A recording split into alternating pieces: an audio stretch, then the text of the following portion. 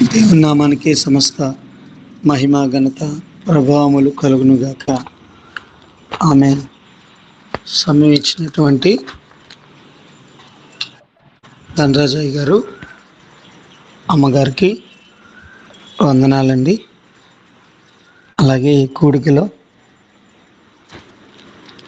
ఈ ప్రార్థనలో పాల్పొందుచున్న దైవజనులు దేవుని సేవకురాండ్రులు సహోదరులకు ప్రభు నామముల వందనాలు. ఈ రోజున ఇలారా లేఖన భాగము దేవుని సంఘములో సహోదరులుగా అందరూ కలిసి దేవుని పరిచర్యలో ఉండాలి. సేవకులు కావచ్చు, విశ్వాసులు కావచ్చు, ఎవరైనా ఏర్పరచబడిన వారందరూ కూడా కలిసి దేవుని పరిచర్యలో ముందుకు కొనసాగాలి. అయితే నేటి దినాల్లో కొన్ని వ్యతిరేకతలు సంఘంలో పనిచేస్తుంది. దేవుని సమాజంలో, దేవుని సంఘాలలో, మందిరాలలో అనేకమైనటువంటి భిన్నాభిప్రాయాలు కలిగినటువంటి ప్రజలుగా ఉంటూ ఉన్నారు. అది కేవలము దేవునికి అయిష్టమైన కార్యము, ఇష్టం లేనిది అని మనం గ్రహించగలగాలి. ప్రేమైనటువంటి దేవుని సంగమా, దేవుని సేవకులారా, దేవుని పరిచారకులారా, ఉదయకాలం మందు కీర్తనల గ్రంథము 133లో మనం చూస్తే 133వ కీర్తనలో మొట్టమొదటిగా ప్రభు ఇక్కడ వ్రాయించారు.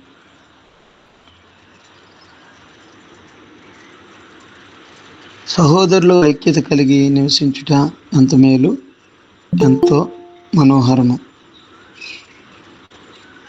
సహోదరుల ఐక్యత కలిగి నివసించుట ఎంత మేలు, ఎంత మనోహరము అనే మాట. దేవునికి స్తోత్రం కలుగును గాక. ఐక్యత ఈ రోజున కరువు అయిపోయింది. విశ్వాసులు ఒకరు పరిచర్య చేస్తే ఒకరికి వేదన, ఒకరు ప్రార్థన చేస్తే ఒకరికి వేదన, ఒకరు పాట పాడితే ఒకరికి వేదన. ఒకరు పరిచర్యలో కలిసి ఉండరు. ఒక సేవకుని బట్టి ఒక సేవకునికి మాటలుండవు. కొందరు వ్యక్తిగతంగా ఏదేదో ఆలోచనలు, ఒక సేవకుడితో ఒక సేవకుడు మాట్లాడరు. ఇలా చాలా మనం పరిస్థితులు చూస్తున్నాం బయట. కొందరు ఎందుకో తెలియదు దేవుని వాక్యం బోధిస్తుంటారు, దేవుని వాక్యం నిత్యము చదువుతుంటారు, కానీ హృదయంలో పనిచేయదు. హృదయంలో ఆ వాక్యాన్ని దాచుకోరు, ఆ వాక్యాన్ని జీవితంలో అన్వయించుకోరు. ప్రభువు మాట్లాడుతున్నాడు, సహోదరుల ఐక్యత కలిగి నివసించుట ఎంత మేలు, ఎంత మనోహరం. మేలు, మనోహరమైనటువంటి కార్యం ఇది ఐక్యత అనేది. అందరూ ఈ ఐక్యతను కలిగి ఉండాలి. ఆది అపోస్తలులు వారు ప్రభువు చెప్పిన ఆజ్ఞ ప్రకారంగా, ప్రభువు వారికి ఇచ్చినటువంటి ఆజ్ఞాక్రమాన్ని, ఇచ్చినటువంటి మాటను బట్టి వారందరూ కలిసి ఐక్యతగా వారు ప్రార్థన చేశారు. ప్రభు ఆరోహణమైన తర్వాత వారందరూ కలిసి మేడగదిలో ప్రార్థన చేయడం మనకు తెలుసు. దేవునికి స్తోత్రం. ఐక్యత, దేవుని సన్నిధి వారు అనుభవించారు, దేవుని కార్యాలు వారు చేయగలిగారు. ఐక్యత లేకపోతే దేవుని కార్యాలు జరగదు. ఐక్యత సంఘములో ఉండాలి, సేవకుల మధ్య ఉండాలి, కుటుంబంలో ఉండాలి, భార్య భర్త మధ్య ఐక్యత ఉండాలి, బిడ్డల మధ్య ఐక్యత ఉండాలి, అన్నదమ్ముల మధ్య ఐక్యత ఉండాలి. ఐక్యత లేకుండా మనం దేనిని చేయలేం. ఒకరిని ఒకరు గౌరవించుకుంటూ ఒకరిని ఒకరు ప్రేమించుకుంటూ దేవుని పరిచర్యలో ముందుకు వెళ్ళాలి. ఈరోజు సంఘాలు సేవకుల మధ్య ఐక్యతలు మనం చూస్తే ఐక్యత అనేది ఎలాగా దుష్టుడు వారిని మోసం చేస్తున్నాడు మనల్ని అంటే, ఒక సేవకుడు పరిచర్య చేస్తూ ఉంటే ఆ పరిచర్యను వేరొకరు ప్రోత్సాహపరచలేరు, వేరొకరు ప్రోత్సాహపరచరు. ఒక సేవకుడు పరిచర్య చేస్తూ ఉంటే వేరొక సేవకుడు ఆ పరిచర్ని ఎంకరేజ్ చేయడు. ఇప్పుడు నా దేవుని పరిచర్య కదా ఇది, ఆయన చేసేది దేవుని పనే కదా అని వారితో కలిసి పని చేయడానికి ఇష్టపడతారు. కొంతమంది మా ఏరియాలో జరిగితే వేరే ప్రాంతానికి మీరు వెళ్ళని బోధిస్తూ ఉంటారు.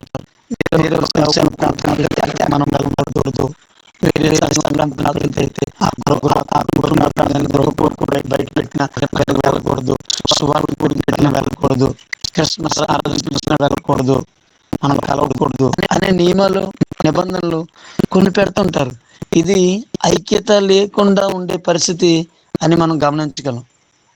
ఒక సేవకుడు పరిచర్య చేస్తున్నాడు, పరిచర్య చేస్తున్న దగ్గర వేరొక దైవజనుడు ఎవరో వచ్చి ఆరాధన నడిపిస్తున్నారు. మాటకు చెప్తున్నాను, అందరూ ఒకే విధంగా ఆలోచించరు, కానీ కొందరు చెప్తున్నాను, కొందరు విషయంలో ఈ సంఘం స్థాపించి ఆయన ఆరాధన నడిపిస్తున్న స్థలంలో ఇంకెవ్వరూ ఆరాధన నడిపించకూడదనే క్రమము రూలు పెడతారు. అలా ఎలా కుదురుతుంది? సర్వలోకానికి వెళ్ళి సర్వ సృష్టికి సువార్త ప్రకటించాలి. ఆయన సంఘం ఉంది, వేరే సంఘం పెట్టకూడదు. అది వాస్తవమే కావచ్చు, కానీ ఆయన సంఘం పెట్టి ఆరాధన నడిపించమని దేవుని యొక్క చిత్త ప్రకారంగా ఆయన చేస్తున్నాడేమో కదా. అలాగెందుకు ఆలోచించకూడదు? సంఘం పెట్టకూడదు అనే ఆలోచన ఎందుకు రావాలి? అపోస్తలుల గ్రంథంలో మంచి మాట రాయించాడు దేవుడు. అపోస్తలుల కార్యముల గ్రంథంలో ఈ మాటను ఉద్దేశించే మాట్లాడతాడు. ఒకసారి చూద్దాం. ఆ కాలంలో అపోస్తలులను పట్టుకొని వారు బెదిరిస్తున్న సమయంలో, మీరు సువార్త చేయొద్దని చెప్తున్న సమయంలో ధర్మశాస్త్ర ఉపదేశకుడు అయినటువంటి అననీయ అనే వ్యక్తి వచ్చి వారితో మాట్లాడుతున్నాడు. అననీయ అనే మనుషుడు అపోస్తలుల కార్యములు 5వ అధ్యాయము 36వ వచనం నుంచి మనం చూడగలం.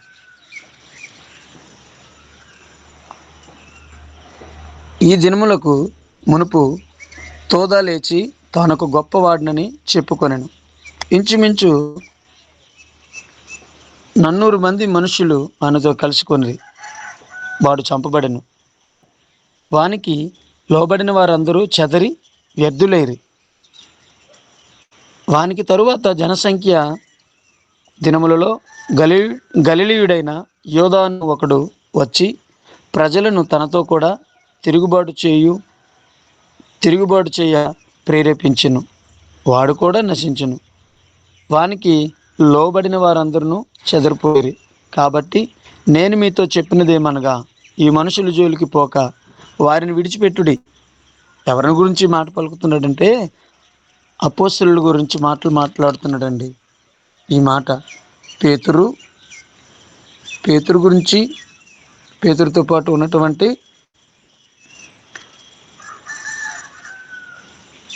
వారి అపోస్తలులు, ముఖ్యంగా పేతురు గారు కనిపిస్తారు అక్కడ మనకి. వారి గురించి మాట చెప్తున్నాడు ఆయన. కాబట్టి ఏం చేయమంటున్నాడు ఆయన? నేను మీతో చెప్పినది ఏమనగా 38వ వచనంలో, అపోస్తలుల కార్యములు 5వ అధ్యాయం 38వ వచనంలో, ఈ మనుషుల జోలికి పోక వారిని విడిచిపెట్టుడి. ఈ ఆలోచన అయినను ఈ కార్యమైనను మనుషుల వలన కలిగినదైనా అది వ్యర్థమగును. ఏ పరిచారకుడైనా ఏ సేవకుడైనా వచ్చి పరిచర్య చేస్తే దేవుని చిత్త ప్రకారంగా జరగనిదైతే అది వ్యర్థమైపోతుంది. నువ్వు చెప్పవసరం లేదు, ఆయనతో యుద్ధం ఆడడం అవసరం లేదు. ఆయనతో యుద్ధమాడి అనవసరంగా దేవుని జోలికి పోయిన వ్యక్తులు అవుతాం. దేవుని చేత మనం శిక్షించబడిన వ్యక్తులు అవుతాం. దేవుని చేత తీర్పు పొందవలసిన మనం తీర్పుకి దాసులుగా మారిపోతాం, దేవుని ఉగ్రతకి. చూడండి 39వ వచనంలో, దేవుని వలన కలిగినది ఆయన, మీరు వారిని వ్యర్థపరచలేరు. మీరు ఒకవేళ దేవునితో పోరాడువారు అగుదురేమో సుమి అని అంటున్నాడు ఆయన. దేవునితో దేవునితో పోరాడేవారు అవుతాం.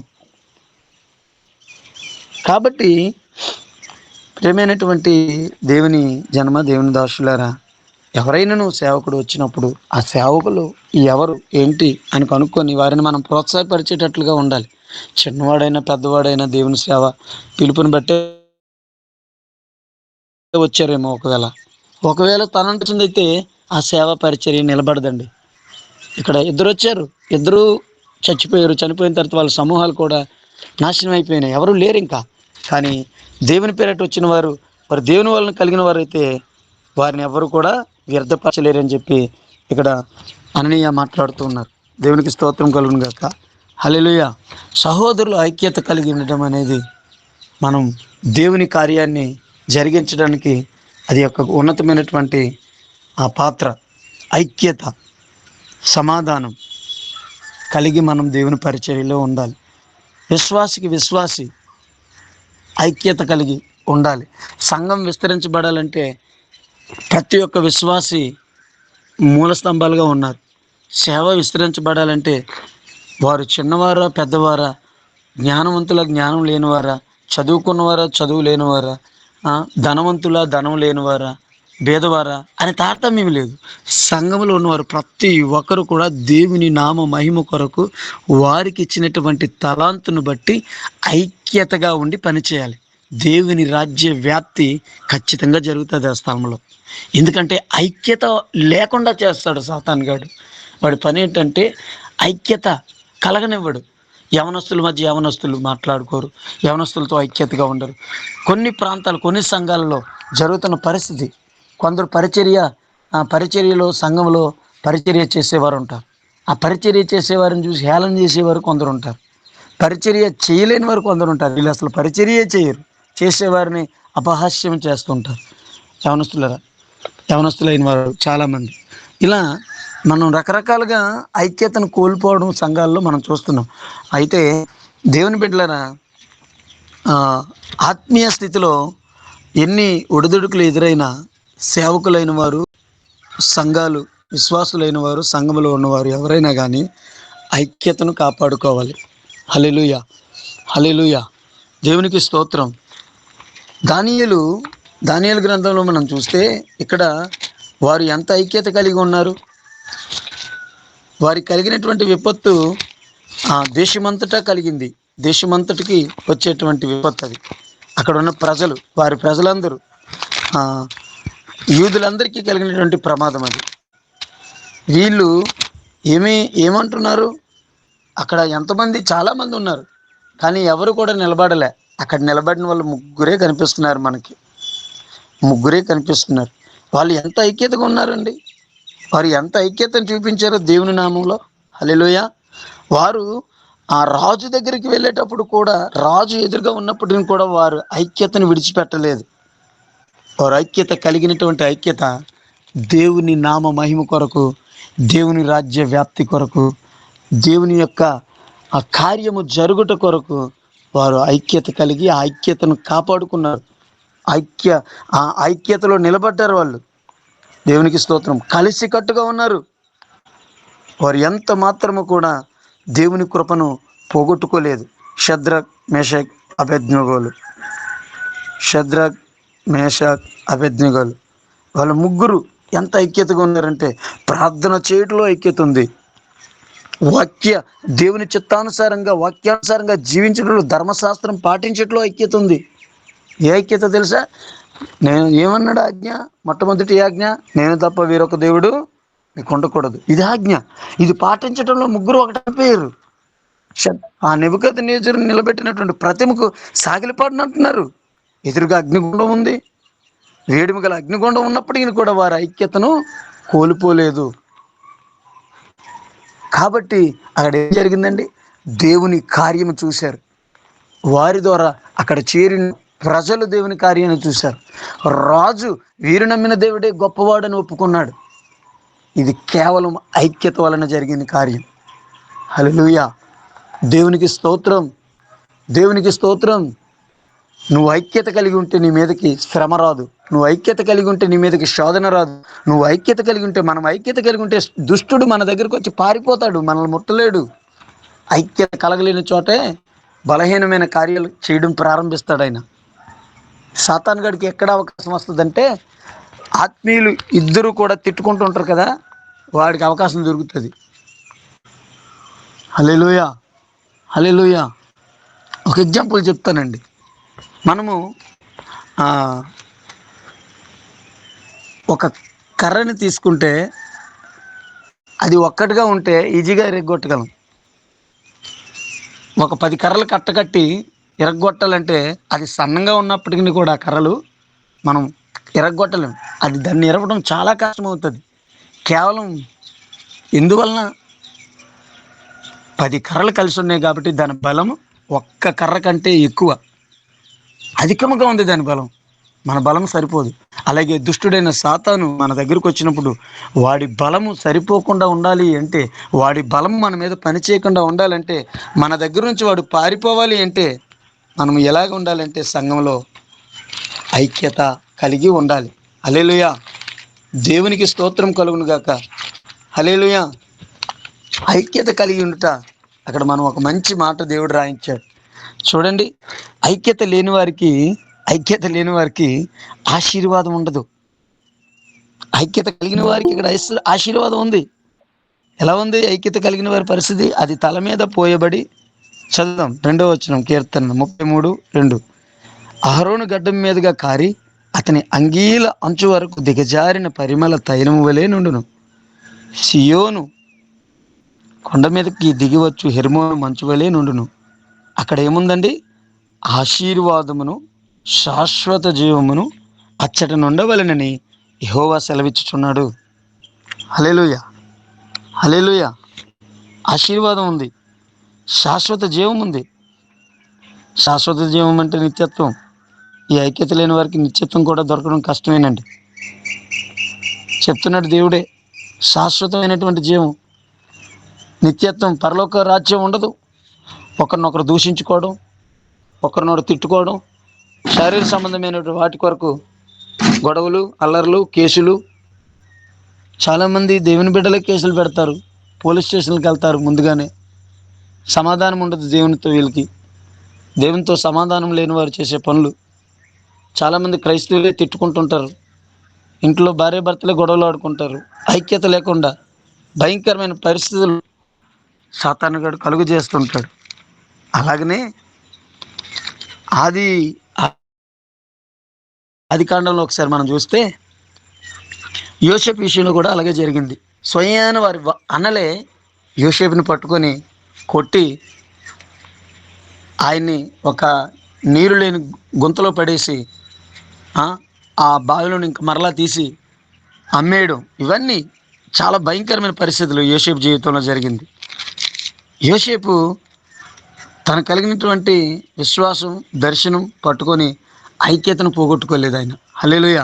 తన అన్నదమ్ముల విషయంలో తనకు కలిగినటువంటి ప్రేమను విడవలేదు. తన అన్నదమ్ములు ఒకనొక సమయమున వచ్చి తన ముందు నిలబడినప్పుడు కూడా వారికి హాని చేయలేదు. వారిని ప్రేమించాడు, వారిని క్షమించాడు, వారిని పోషించాడు. హల్లెలూయా. వారు ఐక్యతగా మరలా కట్టబడ్డారు. తద్వారా వారిలో నుండి ఒక పెద్ద జనసమూహం రావడం మనం చూస్తాం. వారి కుటుంబంలో నుండే దేవుని మహిమ కొరకు ఇశ్రాయేలు ప్రజల జనాంగాన్ని, లక్షలాది మందిని తీసుకొచ్చాడు. లక్షలాది మంది కలిగారు.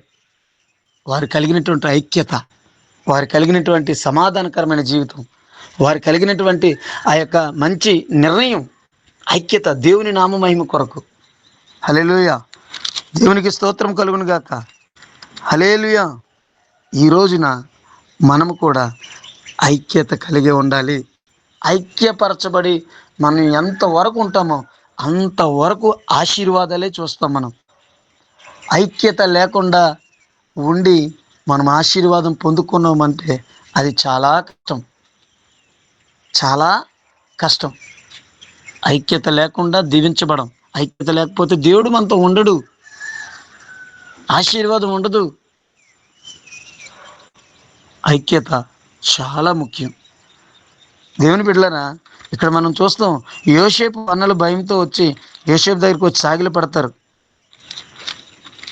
యాకోబు కుమారులు వాళ్ళు వచ్చి సాగిలి పడగానే యోసేపు అంటాడు,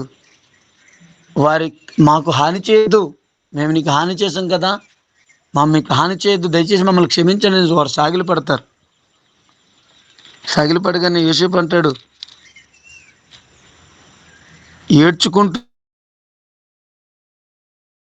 వారిని పట్టుకొని హత్తుకొని, మిమ్మల్ని హాని చేయను అని చెప్పి యోసేపు వారితో సాక్ష్యం ఇస్తున్నాడు. ఆదికాండంలో 37, 38 అధ్యాయాల్లో మనం చూడగలం ఈ మాటని. దేవుని సేవకులారా, సేవకురాండ్రులారా, సహోదరులారా, ఈ రోజున మనం ఐక్యతను పోగొట్టుకోకుండా సంఘంలో నిలబడగలగాలి. ఐక్యత కోల్పోయి ఎంత ఆత్మీయుడైనా, ఎంత ప్రార్థనాపరుడైనా, ఎంత ఉపదేశాలు ప్రసంగాలు చేసినటువంటి సేవకులైనా, గొప్పగా వాడబడుతూ పెద్ద పెద్ద సంఘాలు కట్టిన వారైనా, ఒకరిని చూసి ఐక్యత కలిగినటువంటి ఆ స్వభావంతో, ఆ సమాధానంతో వారు కలిసి ఉండలేకపోతే ఆ ఆత్మీయత కూడా వ్యర్థమే అయిపోతుందేమో. ఆ యొక్క జీవితం, ఆ సేవా జీవితం కూడా వ్యర్థమై ఉండొచ్చు. దేవునికి స్తోత్రం. హల్లెలూయా. దైవజనులు ఎంతమంది ఉన్నారో ఈ గ్రూప్లో నాకు తెలీదు, చెప్పొచ్చో చెప్పకూడదు. ఫెలోషిప్లోకి వెళ్తే అప్పటి వరకు పాటలు పాడుతాం, అప్పటి వరకు ఆరాధన చేస్తాం, అప్పటి వరకు వాక్యం చదువుతారు, అంతవరకు వాక్యం బోధిస్తారు. లాస్ట్లో ఆ సేవకులు మాట్లాడే విధానం, ఆ సేవకులే వ్యతిరేకంగా, కోపాలుగా, తాపాలుగా ఏదేదో మాట్లాడేస్తుంటారు. ఇది ఐక్యతలో సరి అయినది కాదు. ఇది దేవుని నామానికి వ్యతిరేకమైనది. ప్రియులారా, మనం ఈ రోజున ఆశీర్వాదంగా ఉండాలంటే, శాశ్వత జీవం పొందాలంటే ఐక్యత కలిగి ఉండాలి. మేలు పొందాలంటే ఐక్యత కలిగి ఉండాలి. దీవించబడాలంటే ఐక్యత కలిగి ఉండాలి. మనమందరము కూడా దేవుడు అనుగ్రహించే ఆ కృపను పోగొట్టుకొనక నిత్యము దేవుని సన్నిధిలో దీవెనకరంగా మనం ఉండాలంటే ఐక్యత మనకు ముఖ్యం. హల్లెలూయా, హల్లెలూయా. ఈ రోజున ప్రియులరా, మీకు అందరికీ ఒక మాట చెప్పాలనుకుంటున్నాను. సంఘంలోకి వచ్చిన వారందరినీ కూడా ఏ సేవకుడైనా వ్యత్యాసం చూపించడం అనేది చాలా బాధాకరమైన విషయం. సేవకులే ఈరోజు నేను చెప్తున్నాను, వ్యత్యాసాలు చూపిస్తున్నారు. సంఘంలో ఐక్యపరిచి, సమాధానపరిచి నడిపించిన వారే వ్యత్యాసాలు చూపిస్తున్నారు. ఒకరిని ఒకలా మరి ఒకరిని ఒకలా చూస్తూ వారి మధ్యలో ఐక్యతను పాడు చేస్తున్నారు. కాబట్టి దేవుని సన్నిధి అక్కడ లేకుండా అయిపోతుంది. దేవుని ప్రసన్నత అక్కడ లేకుండా అయిపోతుంది. దేవుని కార్యాలు అక్కడ జరగటం లేదు. హల్లెలూయా, హల్లెలూయా. చూడండి, ఇర్మియా 32, 39 చూస్తే, ఇర్మియా 32 అధ్యాయము 39 వచనం చదువుదాం. అక్కడ మంచి మాట రాయించాడు దేవుడు. మరియు వారికిని వారి కుమారులకును మేలు కలుగుటకై వారు నిత్యము నాకు భయపడినట్లు నేను వారికి ఏక హృదయమును ఏక మార్గమును దయచేయుదును. హల్లెలూయా. నిత్యము మేలు కలుగునట్లు అనే మాట ఉంది ఇక్కడ. హల్లెలూయా, హల్లెలూయా. కుమారులకు మేలు కలుగునట్లు, హల్లెలూయా. నిత్యము వారు భయపడాలి. ఏక హృదయమును ఏక మార్గమును దయచేయుదును. వారి కుమారులు అనగా సంఘములో దేవుని బిడ్డలుగా ఉన్నటువంటి వారు ఎవరైనా కావచ్చు, వారు మేలు కలుగునట్లు వారు నిత్యము వారు ఏక హృదయమును ఏక మార్గమును దయచేయదని అంటున్నాడు దేవుడు. దేవుడు ఏకము కలిగి ఉండమంటున్నాడు. దేవుడు ఒకే మార్గంలో నడవమంటున్నాడు సంఘాన్ని. కానీ ఇక్కడ రకరకాలుగా మారిపోతున్నటువంటి పరిస్థితులు మనం చూస్తున్నాం. చూడండి, ఎఫెసీ పత్రిక 4వ అధ్యాయము 3 నుండి 6 వచనాల వరకు మనం చూస్తే అక్కడ కూడా ఎఫెసీ పత్రిక 4వ అధ్యాయము 3 నుండి 6 వచనాలు బట్టి చదవండి. ఖైదీనైన నేను మిమ్మల్ని బతిమాలు కొనుచున్నాను. ఎఫెసీ పత్రిక 4వ అధ్యాయము 3వ వచనం నుంచి 6 వచనాల వరకు చదవండి.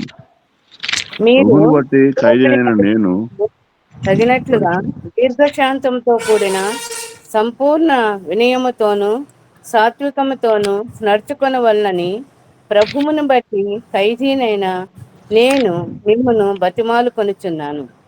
శరీరం ఆత్మయు మీ పిలుపు విషయమై ఒక్కటే నిరీక్షణ నిండుటకును పిలువబడితది. ప్రభువు ఒక్కడే, విశ్వాసం ఒక్కటే, బాప్తిస్మం అందరి అయిన దేవుడు ఒక్కడే. ఆయన అందరికీ ఉన్నవాడై అందరిలో ఉన్నాడు. హల్లెలూయా, హల్లెలూయా. ఇక్కడ దేవుని యొక్క మాట చెప్తుంది 4వ వచనంలో, శరీరం ఒకటే, ఆత్మ ఒకటే, ఆ ప్రకారమే మీ పిలుపు విషయమై ఒకటే నిరీక్షణ యందుండుటకు పిలువబడితిరి. మనమందరం కలిగిన విశ్వాసం ఒకటే, దేవుడు ఒకటే, సమస్తము మనం కలిగిన నిరీక్షణ కూడా ఒకటే. అలాంటప్పుడు ఒకటే ఆలోచన, ఒకటే క్రమం, ఒకటే దేవుని సంఘంలో కలిగి ఒకటే విశ్వాసం కలిగి మనం ఎందుకు ఉండలేకపోతున్నాం? ఆయా రకాలుగా ఎందుకు మారిపోతుంది పరిస్థితులు అని అంటే కారణం ఐక్యత లేకపోవడమే. ఐక్యత పరిచే ఆత్మ అక్కడ పనిచేయకపోవడమే దేవుని బిడ్డలారా. హల్లెలూయా, దేవునికి స్తోత్రం. మీరు పిలువబడిన పిలుపునకు తగినట్టుగా దీర్ఘశాంతంతో కూడిన సంపూర్ణ వినయంతోనూ సాత్వికంతోనూ నడుచుకుని వాళ్ళని ప్రభువుని బట్టి ఖైదీనైన నేను మిమ్మల్ని బతిమాలు కొనుచున్నాను. శరీరం ఒక్కటే. చూడండి, సంపూర్ణ వినయముతో సాత్వికతో నడుచుకోవాలి దేవుని బిడ్డలు సంఘంలో. అందరూ పిలువబడిన పిలుపు ఒక్కటే కదా. అందరూ దేవుని సన్నిధి, దేవుని రాజ్యం కొరకే కదా దేవుని మందిరానికి వెళ్తాం. దేవుని మహింపరచడానికి కదా దేవుని సన్నిధికి వెళ్తాం. మన ఆత్మీయ జీవితం మెరుగుపరచుకోవడానికే కదా దేవుని సన్నిధికి వెళ్తాం. ఆత్మీయంగా ఎదగడానికే కదా దేవుని సన్నిధికి వెళతాం. అలాంటప్పుడు అక్కడికి వెళ్ళిన తర్వాత కూడా శరీర సంబంధమైనటువంటి కార్యాలు, శరీర సంబంధమైనటువంటి ఆలోచనలు, శారీరక సంబంధమైనటువంటి ఉద్దేశాలు ఐక్యతను పాడు చేస్తున్నాయి. దేవుని నామ మహిమ కొరకు బ్రతకాలి, దేవుని నామ మహిమ కొరకు కార్యాలు చేయవలసినటువంటి బిడ్డలు దేవునికి విరుద్ధంగా జీవిస్తున్నారు. దేవుని సన్నిధిలో ఐక్యతగా ఉండలేకపోతున్నారు. దేవుని నామానికి గాయపరుస్తున్నారు, దేవునికి గాయపరుస్తున్నారు. కొరింథీ పత్రిక 1వ అధ్యాయము 1 కొరింథీ పత్రిక 3వ అధ్యాయం నుండి మనం చూస్తే కొన్ని వచనాలు అక్కడ ఉన్నాయి. సహోదరులారా, ఆత్మ సంబంధులైన మనుషులతో మాట్లాడినట్లు నేను మీతో మాట్లాడకపోతేనే, శరీర సంబంధులైన మనుషులే అనియు క్రీస్తునందు పసిబిడ్డలే అని మీతో మాట్లాడవలసి వచ్చును. అప్పటిలో మీకు బలము చాలకపోయినందున పాలతోనే మిమ్మల్ని పెంచితిని గాని అన్నంతో మిమ్మను పెంచలేదు. మీరింకనూ శరీర సంబంధులై ఇండుట వలన ఇప్పుడును మీరు బలహీనులై ఉన్నారు కారా. శరీర సంబంధులైన వారు ఆలోచించే విధానం ఇక్కడ చెప్తున్నాడండి పౌలు గారు సంఘంతో. మీలో అసూయయు కలహమును ఉండగా మీరు శరీర సంబంధులైన మనుషుల రీతిగా నడుచుకునేవారు కారా. ఒకడు నేను పౌలు వాడిని అంటున్నాడు, మరి ఒకడు నేను అపోల్లో వాడినని అంటున్నారు అని చెప్పినప్పుడు మీరు ప్రకృతి సంబంధులైన మనుషులు కారా.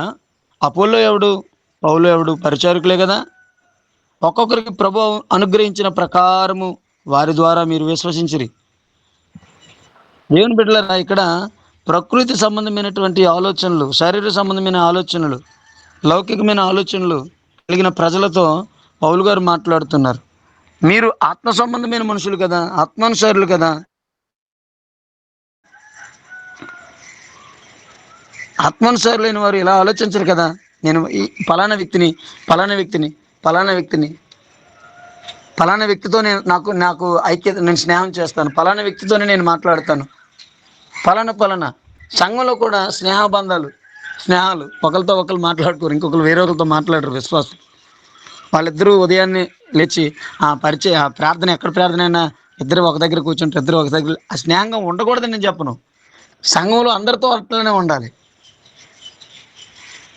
ఉద్యోగస్తులు ఇద్దరు ఉన్నానుకో, ఉద్యోగస్తులు ఇద్దరే కూర్చుంటారు ఒక దగ్గరే. ఉద్యోగం లేనివాడు బేదోడు వస్తాడు, ఆ దరిద్రమైన స్థితిలో ఉన్నాడుతో మాట్లాడరు, వీళ్ళు కలరు. భిన్నాభిప్రాయాలు. ఇది శరీర సంబంధమైన ఆలోచనలు కాదా? నేను పౌలు వాడను, నేను అపోల్లో వాడను,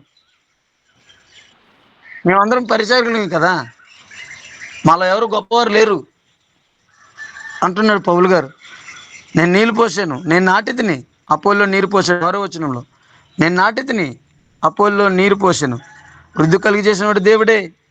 కాబట్టి వృద్ధి కలుగు చేయు దీనిలోనే, దేవునిలోనే కానీ నాటువానిలో నీళ్లు పోయేవానిలోనైనా ఏమీ లేదు. ఇక్కడ ఒక మంచి మాట పౌలు గారు పలుకుతున్నారు సంఘంతో. మీరు ఆత్మ సంబంధమైన వారుగా ఉంటే వీళ్ళు వాళ్ళని వ్యత్యాసాలు కలిగి ఉండరు, కానీ ఎవరైనా కానీ మేము చేసేది మేము ఏమీ చేయలేము, దేవుడే చేస్తాడు సమస్తము కూడా. కాబట్టి మీరందరూ కూడా దేవుని గృహమై ఉన్నారు, మీరు వ్యవసాయమై ఉన్నారు అంటున్నాడు కింద వచనంలో.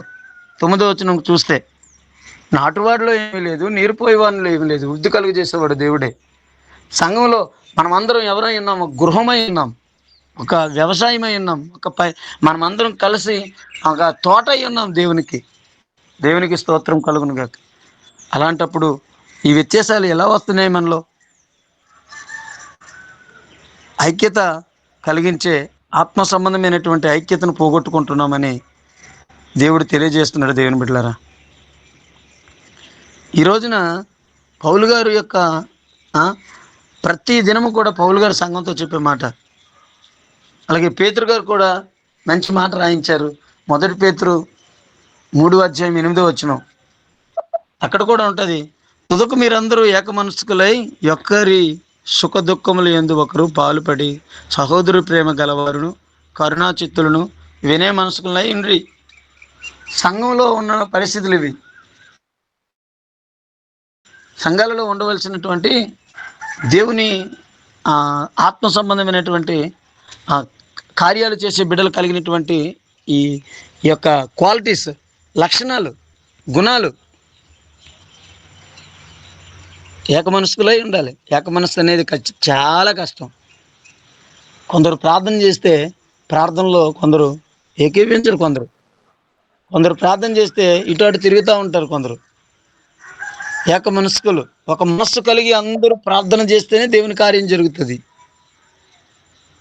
ఒకరు సుఖదుఖం లేదు, ఒకరు పాల్పడి సహోదర ప్రేమ గలవారును కరుణాచిత్తులను వినయ మనస్కులనై యుండుడి. 1 పేతురు 3వ అధ్యాయం 8వ వచనం, మంచి మాట అండి ఇది.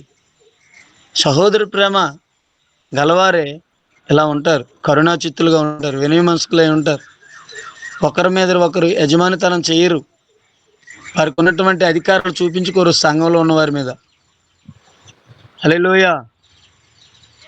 హెబ్రీ పత్రిక 13:1 కూడా ఉంటుంది, సహోదర ప్రేమ నిలవరముగా ఉండనీయుడి, ఆతిథ్యం చేయ మరొకటి, దానివలన కొందరు ఎరుగకే దేవదూతలకు ఆతిథ్యము చేసిరి. సహోదర ప్రేమ ఎప్పుడూ కూడా నిలవరముగా ఉండాలి. దేవుని బిడ్డల పట్ల మనం చూపించే ప్రేమ నిలవరముగా ఉండాలి, స్థిరముగా ఉండాలి. ఆ ప్రేమలో తేడాలు ఉండకూడదు, మారిపోకూడదు. మంచిగా ఉంటేనే ప్రేమ. మనతో ఎవరైతే మంచిగా ఉంటారో వారితోనే మనం ప్రేమగా ఉంటాం, వారితోనే మనం కలుస్తాం. అట్లా కాదు, అందరితో మనం ప్రేమగా ఉండడానికి ప్రయత్నం చేయాలి. అదే ఐక్యతను కనపరిచేది. హల్లెలూయా. మొదటి యోహాను పత్రిక 3వ అధ్యాయం 14 నుంచి 19 వచనాలు చూస్తే, మనము సహోదరులను ప్రేమించుచున్నాము కనుక మరణంలో నుండి జీవంలోనికి దాటి ఉన్నామని ఎరుగుదుము. ప్రేమ లేనివాడు మరణమందు నిలిచి ఉన్నాడు. తన సహోదరుని ద్వేషించేవాడు నరహంతకుడు. ఏ నరహంతకుని యందును నిత్య జీవం ఉండదని మీరు ఎరుగుదురు. ఆయన మన నిమిత్తము తన ప్రాణం పెట్టిన కనుక దీని వలన ప్రేమ ఎట్టిదని తెలుసుకొనిచున్నాం. మనం కూడా సహోదరుల నిమిత్తం మన ప్రాణములను పెట్టబద్దులమై ఉన్నాం. ఈ జీవనోపాధి గలవారు ఉండి తన సహోదరునికి లేమి కలుగుడు చూచి అతని ఎడల ఎంత మాత్రము కనికరమ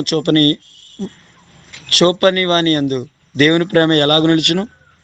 చిన్నపిల్లలారా, మాటతోనూ నాలుకతోనూ కాక క్రియలతోనూ సత్యంతోనూ ప్రేమితో. దేవునికి స్తోత్రం. హల్లెలూయా. చాలా మంచి మాటలండి. సహోదరులు ఐక్యత కలిగి ఉండేవారి యొక్క మధ్య ఉండే వారి సంబంధాన్ని బట్టి ఇక్కడ చాలా మంచి మాటలు ప్రభువు మనకి రాయించాడు.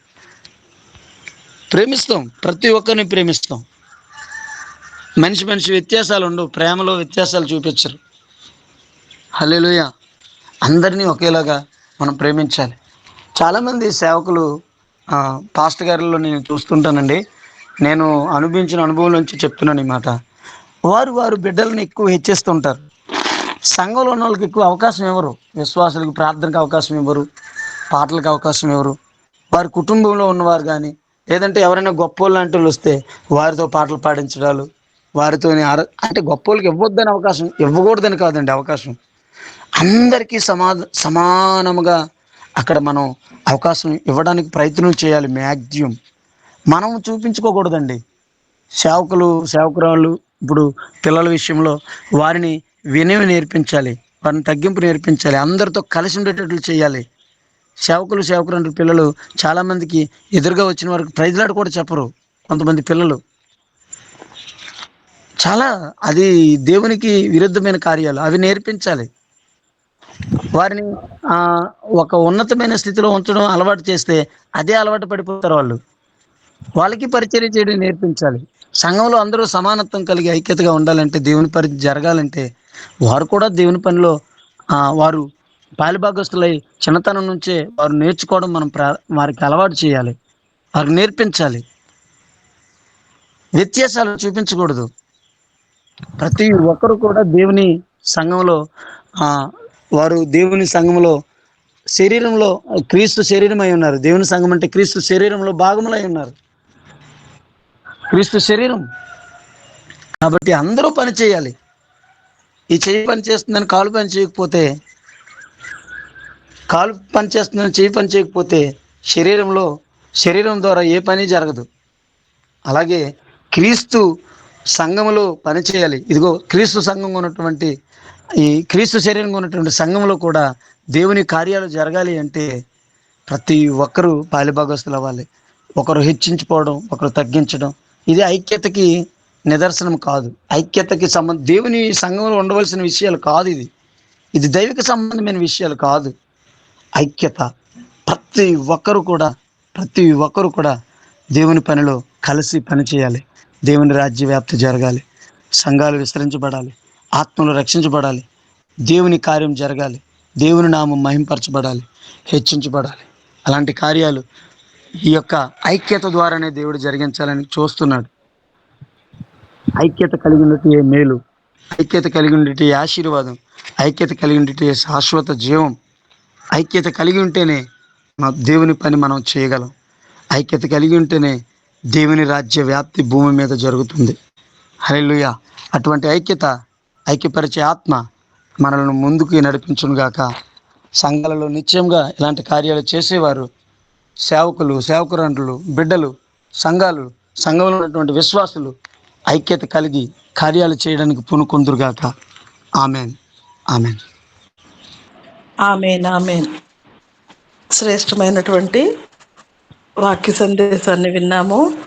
నిజమే, ప్రతి ఒక్కరము గమనించుకోవాలి. ఈ వాక్యము ప్రతి ఒక్కరికి కూడా దేవుడు సూటిగా మాట్లాడుతున్నటువంటి అంశము. కొన్ని కొన్ని తెలియకుండా, కొన్ని తెలిసే చేస్తూ ఉన్నటువంటి సందర్భాలు మనం చూస్తూ ఉంటాం. మన జీవితంలో కూడా ఒకవేళ తారసపడవచ్చు ఇలాంటి సందర్భాలు. అయితే దేవుని సన్నిధిలో మనకు తెలిసిన విషయాలన్నిటినీ మనం ఒప్పుకోవాలి. అలాగే తెలియకుండా కొన్ని చేస్తూ ఉంటే అలాంటివి చేయకుండా ఉండడానికి దేవుని యొక్క సహాయము మనం వేడుకోవాలి. దేవునికి మహిమ కలుగునుగాక. శ్రేష్టమైనటువంటి వాక్య సందేశము చెప్పినటువంటి ఎలీషా పాస్టర్ గారికి వందనాలు. ముగింపు ప్రార్థన యాకోబు పాస్టర్ గారు చేస్తారు. ఆశీర్వాదము మరలా ఎలీషా పాస్టర్ గారు ఇస్తారు. దీంతో తెలుగు సెషన్ మనం ముగించుకుందాము. యాకోబు పాస్టర్ గారు ప్రార్థన చేస్తారండి. ఓకే అమ్మగారు. ఆ. మహాగణుడైన మా దేవ, సర్వోన్నతుడా, సృష్టికి ఆధారభూతుడా, నీకు వందనాలు తండ్రి. మరి నీ దాసుడు ఏలియా అన్నగారి ద్వారా ఐక్యత గురించి చాలా చక్కగా ఎలీషా అన్నగారి ద్వారా చక్కటి వర్తమానాన్ని మాకు వినిపింప చేసావు ప్రభా. నీకు వందనాలు, స్తోత్రము తండ్రి. మరి ఆ విధముగా ప్రతి క్రైస్తవులు కూడా మరి ఐక్యతతోనూ సమాధానంతోనూ ఒకరి మీద ఒకరి నమ్మకంతోనూ పరిచర్యలో ముందుకు సాగుటకు ప్రతి ఒక్కరికి కృప అనుగ్రహించండి. ఈ దినపు వర్తమానం ద్వారా దేవా మా జీవితాలను తండ్రి మరి మా జీవితాలను ఆధ్యాత్మికముగా మలుచుకున్నట్టుకు కృప అనుగ్రహించండి. కృప చూపండి, సహాయం చేస్తూ నమ్మచ్చు. నా ప్రభువును రక్షకుని యేసుక్రీస్తు నామమున ప్రార్థించి పొందుకుని నామ తండ్రి, ఆమేన్. ఆమేన్, ఆమేన్. వందనాలు అయ్య గారు. ఎలీషా పాస్టర్ గారు ఆశీర్వాదం విడుదల చేయండి. ఆశీర్వాదం తీసుకుందామండి. మన పరమ తండ్రిని దేవుని ప్రేమయు, ఆయన కుమారుడు మన రక్షకుడైన యేసుక్రీస్తు ప్రభుల వారి కృపయు, పరిశుద్ధాత్మ అన్యోన్య సహవాసము సన్నిధి, ఆయన రాకడ పర్యంతరము సదాకాలము ఈ గ్రూప్లో, ప్రార్థన గ్రూపుల్లో, గూగుల్ మీట్లో కలిసినటువంటి దేవసేవకులు, కుటుంబాలు, సహోదరులతోనూ సార్వత్రిక సంఘంతోనూ సదాకాలము తోడేండి నడిపించునుగాక. ఆమేన్. ఆమేన్, ఆమేన్, ఆమేన్.